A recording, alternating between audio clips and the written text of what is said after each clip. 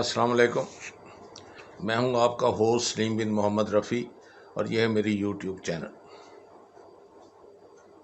ناظرین اور حاضرین، میں اس التجا کے ساتھ ایک چھوٹا سا پیغام آپ کی خدمت میں لے کر آیا ہوں۔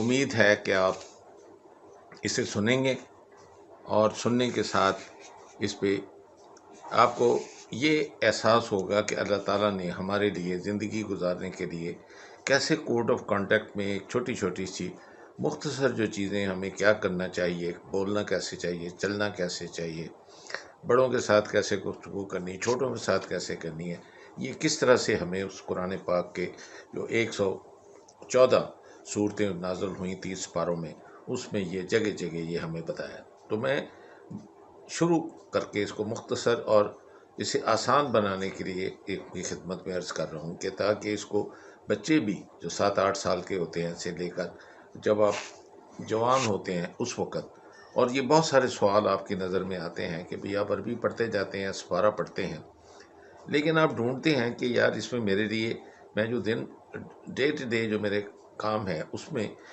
میں کیا چیزیں میرے لیے اللہ تعالیٰ نے آرڈین کی ہیں، کیا بتایا ہے اور مجھے کس طرح کرنا چاہیے۔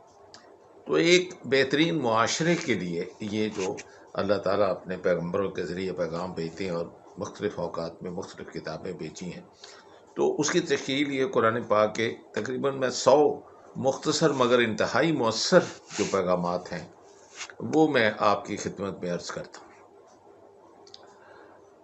پہلا میں وہ کہا گیا ہے کہ جب آپ کسی سے بات کر رہے ہیں یعنی گفتگو کر رہے ہیں تو گفتگو کے دوران بدتمیزی نہ کیا کرو۔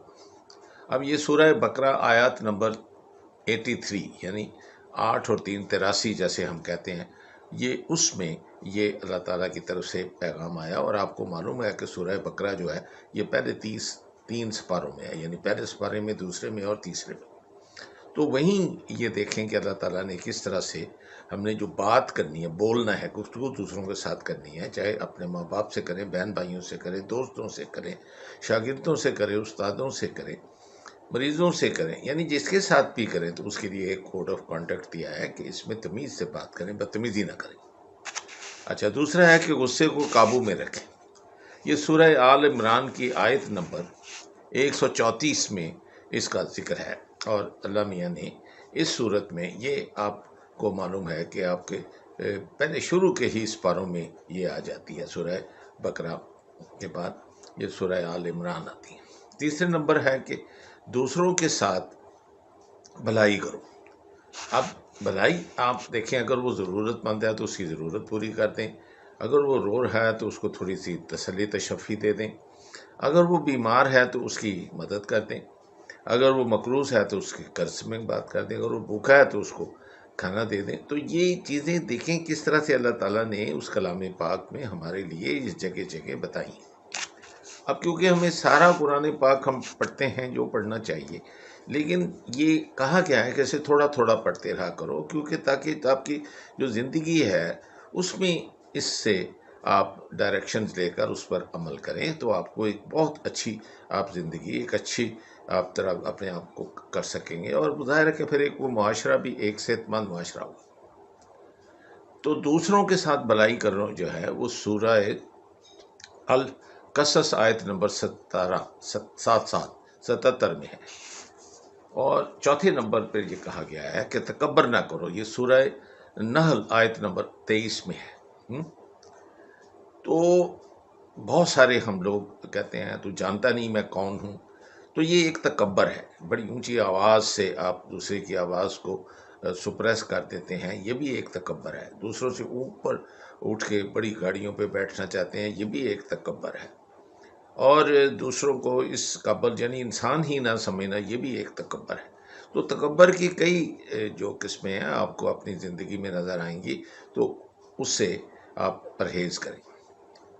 اب 5ویں نمبر پر ہے کہ دوسروں کی غلطیاں معاف کر دیا کرو، یعنی یہ کسی سے بھی غلطی ہو سکتی ہے، آپ سے بھی غلطی ہو سکتی ہے۔ جب آپ دوسروں کو معاف کرنا سیکھیں گے اور دیکھیں گے کہ سورہ نور میں آیت نمبر 22 میں اللہ تعالیٰ نے یہ فرمایا ہے کہ دوسروں کی غلطیوں کو معاف کر دیا کرو، تو یہ تو قرآن کے لفظ ہیں، یہ تو اللہ کے لفظ ہیں، یہ اللہ پڑھا رہا ہے ہمیں، کسی استاد نے نہیں، کسی کتاب نے نہیں، کسی ڈکشنری میں نہیں ہے، کسی کے سلیبس میں نہیں ہے، یہ وہ کتاب ہے جو قیامت تک وہی ہے جو ہمارے نبی رسول اللہ صلی اللہ علیہ وسلم پر نازل ہوئی، اب تک پہنچی. تو یہ آپ دوسروں کی غلطیوں کو معاف کر دیا کرو. یہ سورہ نور کی آیت نمبر 22 میں ہمارے لیے اللہ تعالیٰ نے فرمایا ہے. 6. لوگوں کے ساتھ آہستہ بولا کرو. یعنی آپ اونچی آواز سے بول سکتے ہیں، خاص طور پہ جہاں کوئی ہیئرنگ کا کوئی مسئلہ ہو، کوئی سن نہ سکتا ہو، تو اس کے لیے آسانی پیدا کرنے کے لیے. لیکن روب میں یعنی اس کو ڈرانے کے لیے وہ نہیں. اتنا اونچی آواز کرنا بھی تکبر ہے اور وہ اللہ کو پسند نہیں ہے. اور یہ سورہ لقمان کی آیت نمبر 19 میں اللہ تعالیٰ نے فرمایا ہے.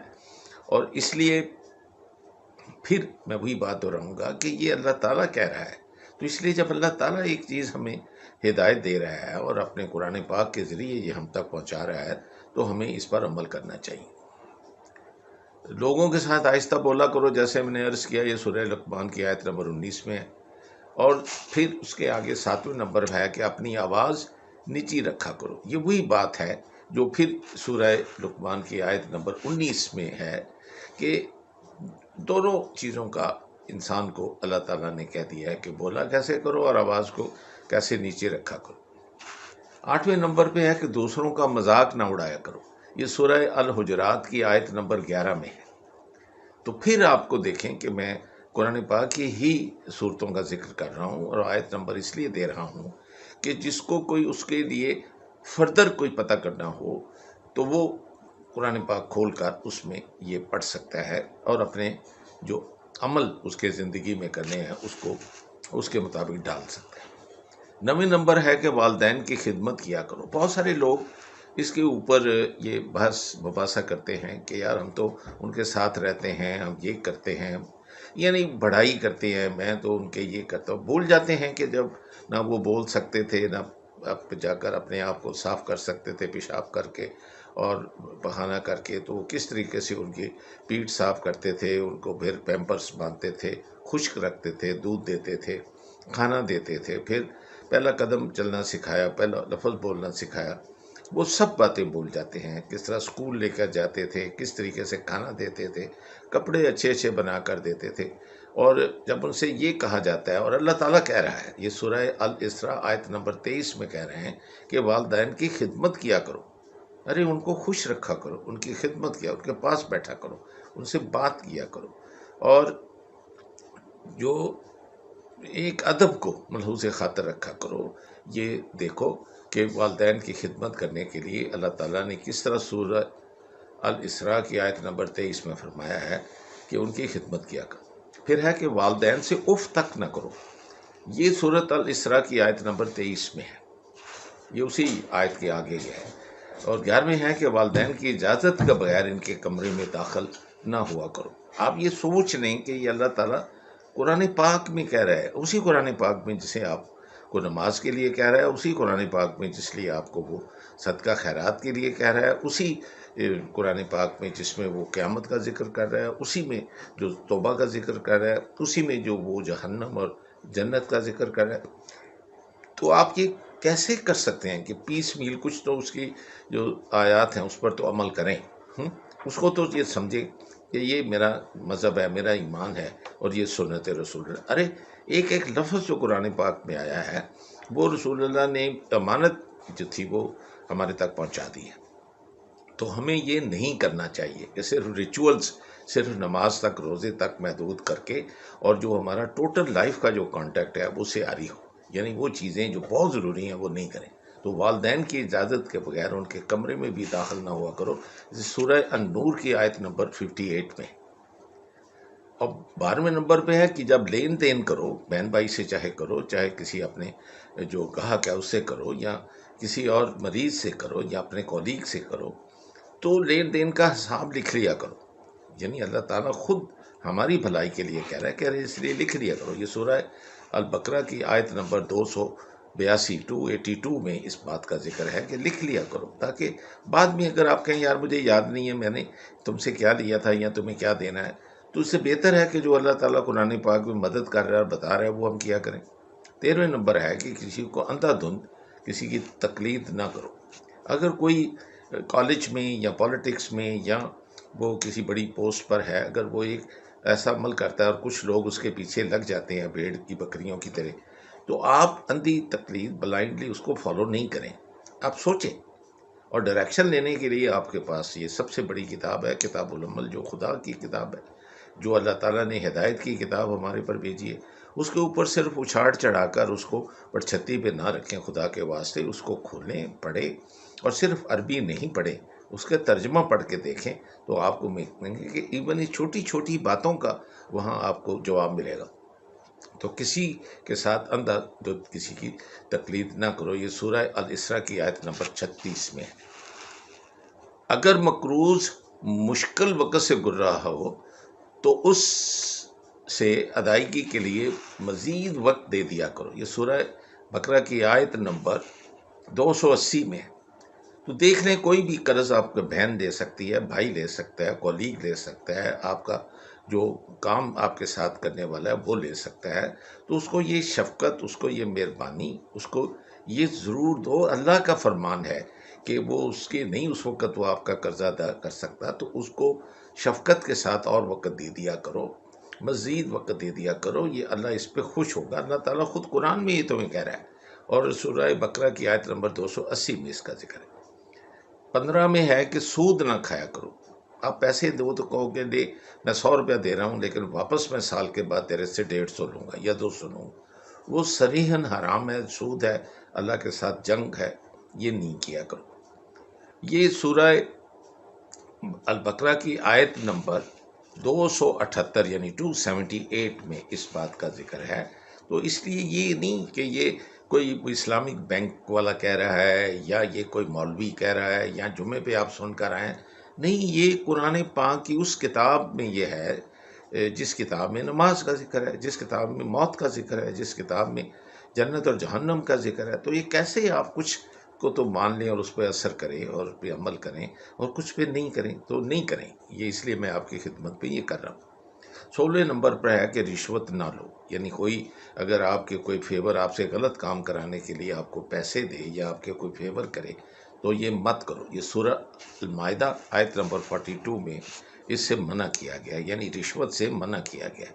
تو یہ اگر ہم قرآن پاک کو پڑھتے تو رشوت نہ لیتے، تو اس وقت یہ جو ہم شریفوں کا، اس وقت جو ہم زرداریوں کا، بٹوز کا، اور یہ ہنڈریڈس میں نہیں تھاؤزنڈس میں اس وقت ہمارے پاس لوگ ہیں جو رشوت کو ایک نارمل عمل سمجھتے ہیں، اور اس وجہ سے جو معاشرے کے اندر جو اس وقت گندگی، جو غلاظت، اور جو ہمارے اوپر پریشانیوں سے جو بھرا ہوا ہے، وہ یہ ہے کہ بغیر رشوت کے فائل بھی نہیں آگے چلتی، کوئی کام ہی نہیں ہوتا۔ جو کسی چیز کا حق نہیں ہے وہ رشوت لے کر وہ بڑے بڑے بنگلے بنا لیتا ہے، گاڑیاں بنا لیتا ہے، وہ پیسے کی طاقت کے ساتھ اس میں تکبر آ جاتا ہے۔ یعنی ایک چھوٹی سی بات سے آپ حیران ہوں گے کہ اس کو آہستہ آہستہ شیطان جو ہے جہنم کے دروازے تک لے جاتا ہے، اور ہم اس کا احساس نہیں کرتے کہ قبر میں کوئی بھی یہ جو گٹھریاں باندھ رہے ہیں، یہ جو ہم چیزیں اکٹھی کر رہے ہیں، جب موت قریب آتی ہے، بوڑھے ہو جاتے ہیں، بیمار ہوتے ہیں، تو مصیبت لگتی ہے کہ ان کپڑوں کا کیا کروں، ان کتابوں کا کیا کروں، ان کوٹھیوں کا کیا کروں، ان گاڑیوں کا کیا کروں، اب تو میں جانے والا ہوں، قبر میرے سامنے نظر آ رہی ہے، گپ اندھیرا ہوگا، اکیلا ہوں گا۔ تو یہ اس سے اندازہ کر لیں کہ قرآن پاک کے یہ سنہری الفاظ ہیں، تو اس لیے رشوت نہ لیا کرو۔ یہ سورہ المائدہ کی آیت نمبر 42 میں اس کا ذکر ہے۔ 17ویں میں ہے کہ وعدہ نہ توڑا کرو۔ اگر کسی سے ساتھ وعدہ کر لو کہ میں تمہیں یہ چیز کل دے دوں گا، یا میں کل تمہیں یہاں ملوں گا، یہ سورہ الرعد کی آیت نمبر 20 میں لکھا ہے کہ وعدے کو وفا کرو اور وعدہ توڑا نہ کرو۔ 18ویں میں ہے کہ دوسروں پر اعتماد کیا کرو۔ یہ نہیں کہ کسی نے کچھ کہا ہے تو اس کو صریحاً صاف اس کے منہ پہ کہہ دو کہ نہیں، مجھے تم پر اعتماد نہیں ہے، ایسا مت کیا کرو۔ اس پر اعتماد کیا کرو اس وقت تک کہ جب وہ آپ کے جو اعتماد کو ٹھیس پہنچائے، پھر بھی اس کو معاف کر دیا کرو۔ اور اس بات کا جو ذکر ہے سورہ الحجرات کی آیت نمبر 12 میں اللہ تعالیٰ نے اپنے کلام پاک میں یہ فرمایا ہے۔ 19 میں ہے کہ سچ میں جھوٹ نہ ملایا کرو۔ یہ نہیں کہ کچھ آدھا سچ اور آدھا جھوٹ ملا کر اس کو ثابت کرو کہ یہ سب سچ ہے، یہ بھی ایک بہت بڑا گناہ ہے، اور اس کو اگین سورہ البقرہ کی آیت نمبر 42 میں اللہ تعالیٰ نے فرمایا ہے کہ سچ میں جھوٹ نہ ملایا کرو. اور اس میں اگر آپ اس وقت دیکھیں تو آپ کو میجورٹی آپ کے جو ٹی وی اینکرز ہیں، میجورٹی جو آپ کے جرنلسٹ ہیں، اور بلکہ معاشرے میں آپ کو ملیں گے، تاجر تو خاص طور پہ ملیں گے کہ بات بات پہ وہ آدھا سچ اور آدھا جھوٹ بولتے ہیں. حالانکہ سب وہ جو بوسکی یا کپڑا ہوتا ہے وہ صحیح نہیں ہوتا، جو دوائی ہوتی ہے وہ اڈلٹریشن اس میں ہوتی ہے، وہ جو آٹا ہوتا ہے اس میں بھی کوئی نہ کوئی چیز انہوں نے باہر سے ڈالی ہوتی ہے، مرچوں میں ڈالی ہوتی ہے، ہلدی میں ڈالی ہوتی ہے، دودھ میں ڈالی ہوتی ہے. تو یہ وہ مت کیا کرو. اللہ تعالیٰ اس سے منع کر رہا ہے سورہ البقرہ کی آیت نمبر 42 میں کہ سچ میں جھوٹ نہ ملایا کرو.